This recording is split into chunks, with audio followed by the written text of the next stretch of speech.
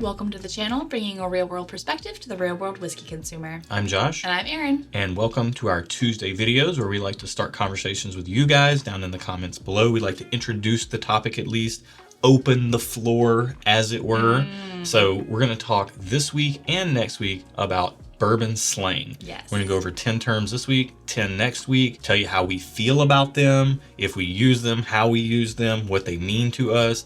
Hopefully we're not just defining things, but we're giving them some context as well as to what we think about it. We would love to hear what you think about any or all. I mean, if you're super ambitious, just list them all and say what you think about them. Yeah. But if there's one that stands out to you that you want to comment on, leave that down in the comments below.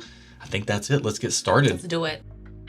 Juice. Blame it on the juice. This one is what... If you get that reference, which you probably won't, because most of you are men, leave it in the comments below. Okay. This term is something that people love to use and other people love to hate. I would personally fall into the latter category. You hate it? I don't like it. I would rather listen to someone say moist 50 times than I would hear someone say juice to describe distillate or whiskey. So are you using the term to describe the finished product, or are you using the word to describe what's going into the whiskey? Either way.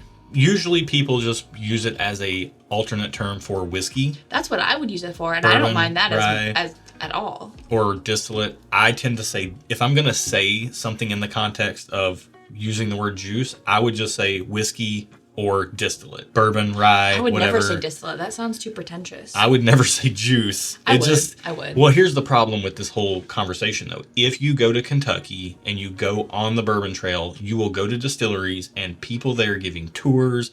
If you're talking to master distillers, master blenders, whoever at there, like that works there, a lot of industry jargon, people on the inside will say the word juice. Okay. So I think just by proxy or whatever, people would go on tours. They would hear that. They'd be like, "Oh yeah, this guy's saying juice." It's great. This is great juice here. I'm gonna say in juice. An empty glass. I'd rather just say whiskey, personally speaking. But to each their own. I'm as not it were. offended by it, but I probably would just say whiskey too. Yeah, this is one I can overlook. Not my favorite word, but it is what it is. Moist.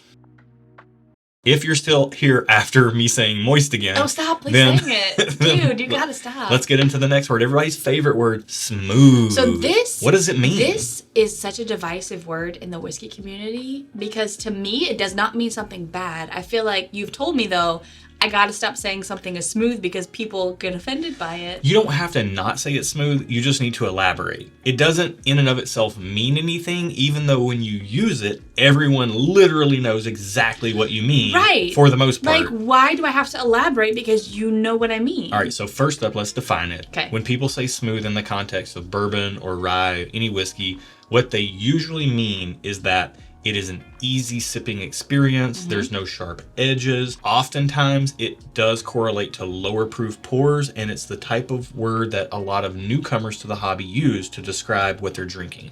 They'll say, "Oh, this is so smooth," and they don't say anything else about it. But they don't know. But they don't have any words, and that's fine. And why? So why is that a bad thing? It's not. I feel very passionate about this. You don't want to be smooth shamed. No, I don't want to be smooth shamed. Y'all can't do it. You can't do it. And if something is smooth, I'm going to say it, by golly. So when you say smooth, what do you mean? I mean exactly what you said. No sharp edges. Right. Easy to drink does not necessarily for me mean low proof. Right. Because I have had many high proof bourbons, whiskeys, because it's rye as well. I've had many high proof whiskeys that have been smooth to me because they're not sharp. They don't offend me. They don't have any sharp edges. They're well balanced. So for me, I think I mean well balanced. Right. But I'm going to say smooth because that's what comes to mind when I drink it. Right. Some people mean no burn. It's not a word I tend to use very much. Oftentimes, in the more newcomer sense of the word, using smooth, saying there's no burn, it's maybe low proof, it's easy on the palate. I would tend to say that it's more silky. I'm always going to say smooth. Or watery, depending. And then if it's higher proof, I'll say that it just doesn't have any sharp edges or anything. I try to elaborate a little bit on it, but this is what you get when you tune into our channel. You get a little bit of more of the whiskey nerd plugged in stuff here, and then Erin she doesn't care. She's a strong, independent woman that doesn't need no man or your opinion on her use of the word smooth. Very true. Crushable. Shout out to the podcast, Will and Grease. I think this is a Grease word. I think he's the first person that I actually heard use this. Oh, yeah? And is the champion of this word, crushable. If a glass of whiskey is crushable to you, a bottle's crushable to you, what does that mean? So I've literally never heard of this term until right now. And I'm thinking, that's the point, yeah. I'm thinking what it means. It is so good. You can just go through it and you can just crush it and it wouldn't be anything. Right. Yeah. And usually, kind of piggybacking on smooth, there's a reason we did this. This was actually thought out beforehand. Wow. Is that a lot of times things that are smooth are crushable. But crushable usually tends to gravitate more towards the lower proof side of the spectrum, because if you're drinking something that's higher proof, you wouldn't crush it. You wouldn't drink that much of it. Crushable indicates you could drink a lot of it. Okay. I agree, but may I posit another opinion into what crushable could mean? Yes. It could mean, in my thought, again, just heard this word today, it could mean you like it so much, no matter what the proof point is, that you could crush it. You just want to keep drinking You just want to keep drinking it. Yeah. Usually crushable is reserved for things that are easy drinking that you also like. Okay. If you were turned off by it, you wouldn't say crushable. Okay. It's not something that you would want to go back to often. It's not a word I tend to use ever, really. Okay. I've never just heard of it. I wanted to spring it on you. Yeah. See what you thought. Yeah. But a lot of people use it, and that's what they mean when they say that. Our favorite word, FOMO, or the fear of missing out. We should have worn our Fight the FOMO shirts. You know what? If we were an organized channel that actually knew what we were doing, we would have. But here we are. Want a shirt that says Fight the FOMO, we have them at stuffandwhiskey.com. Yeah. Check it out. I'll put the banner right down there so you can see it. I didn't even right think here. about that. It is what it is. Oh, wow. But the fear of missing out is when you hear people talk about bottles that are they say are really good, that they really enjoy. You've never tried that bottle. You don't know if it's any good or not. But there's so much hype around it that you fear if you don't get it, you're going to miss out on some extravagant part of life. Exactly. If you've already tried it, you know exactly what it is for you. And then it's not a fear of missing out because you know that you like it. And if you're going to miss out on it, you know you're going to, there's fear in that as well. Right. But FOMO, usually the way we use it at least, is more toward not knowing if the product is even any good or not, but getting really stressed out over the fact that you're not going to be able to get your hands on it, maybe to the point of even way overpaying for the product. And we're going to get into some of that in some of our upcoming terms in this video. But the fear of missing out, like we say over here, fight the FOMO, don't let it eat you up, do some blind tastings, let that kind of counteract the fear of FOMO. But you know what? Even then, I still get it a little bit. It's true. This is a word that I think most people know what it means, but you might not know the full story. So allocated whiskey, bourbon, rye, whatever, is products that are on literal allocation. They are doled out to stores, not regularly. They get them infrequently, not often, maybe annually. Is there only so many that they are able to get per? Oftentimes, yeah. Yeah, that's what I think about, growing up in my family. I had such a big family that when I made a big family-sized bag of those pizza things. Little pizza bites. Pizza bites. Bagel bites. No. What are they? Totino's pizza rolls. There you go. I made Totino's pizza rolls. I had to allocate only so many per each child when I was babysitting. Right. And then I always allocated a little more for myself because I was the babysitter, the older sister who was babysitting. So... Okay, but nonetheless, oftentimes stores may only get a case of Eagle Rare. Okay. Or they may only get 3 whatevers, or at the end of the year they may get 1 Pappy Van Winkle product, depending on what they do to get that. Which, just like we as consumers fight the allocations, or we don't fight it, but we lament it oftentimes because, man, we can't find this product that we want, and it's allocated, and it's not on the shelf, and they have it in the bag, or they save it for a raffle. They do that on a store level as well. Right, it is on a store level. So oftentimes to get some of the more popular allocations, like if it's a Buffalo Trace product, those stores have to buy a whole lot of Wheatley vodka, a whole lot of Fireball. They have to move volume in those areas. Interesting. Just to be able to get the allocations to make available to you and us. They're playing the same games that we are oftentimes. They're honestly oftentimes just as frustrated as us with the system, and this is leading to rising prices on a lot of allocated bottles. Again, going back to the FOMO, if you've never had it before, it might not be necessarily all that it's cracked up to be, Don't let the FOMO eat you up. Just because it's an allocated product doesn't necessarily mean it's any better than anything else, which is exactly why we do so many allocated versus available blind head-to-heads over here. Be sure to check our Thursday videos for that.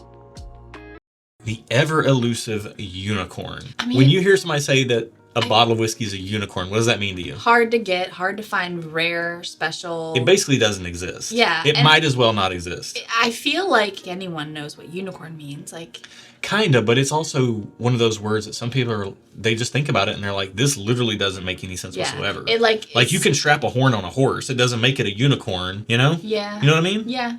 Do you know what I mean? I'm not even sure I know what I mean. I don't know. I'm just going with it. Nonetheless, it's these bottles of whiskey that are really propped up in someone's mind. I've heard in the beer community, people call them whales, which makes a lot of sense. It's like Ahab's great white whale, Moby Dick. Yeah. That makes even more sense than unicorn for whatever reason. No, I get unicorn. I get that because it's like mythical. Are you ever going to see it? Does it exist? Sort of deal.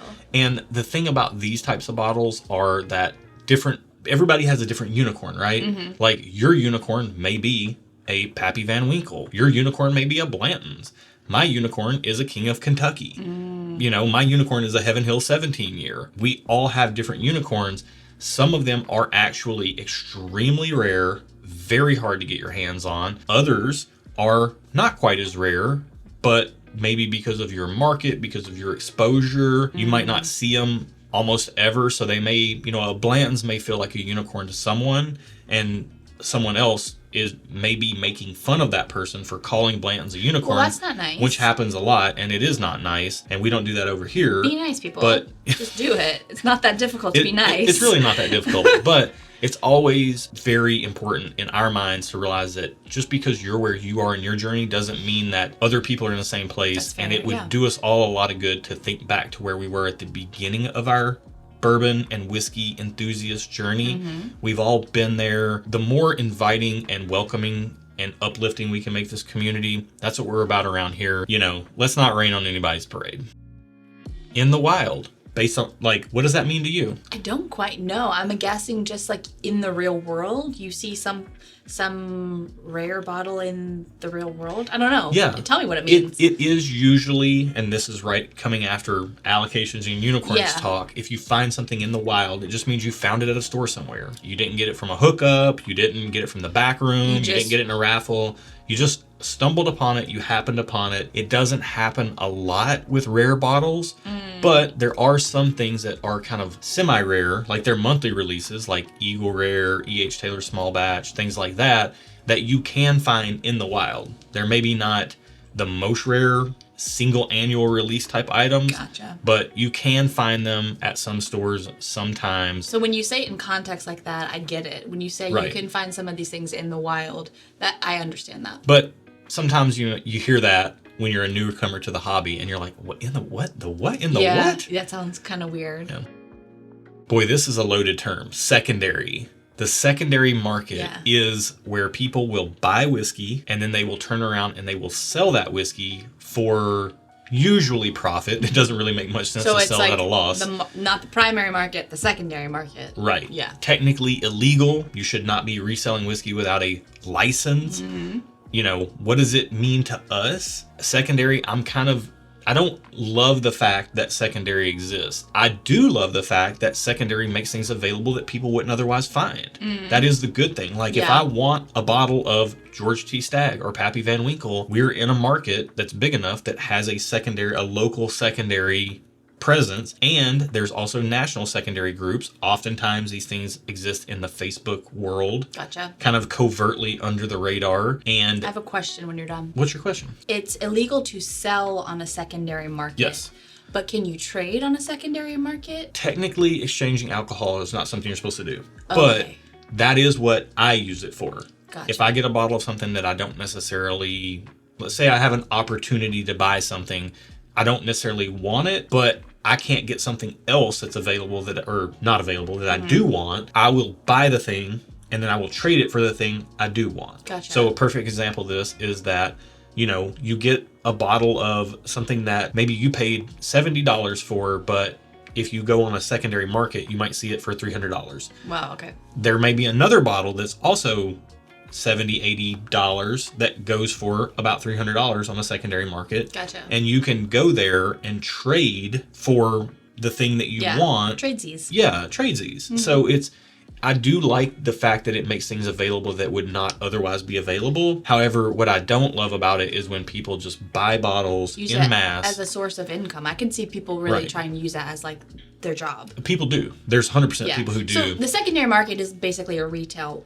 market. Right. Okay. Except it's not a PlayStation or something. With alcohol, it's actually illegal. Right. So there are laws around reselling alcohol as opposed to reselling a PlayStation. Right. Yeah.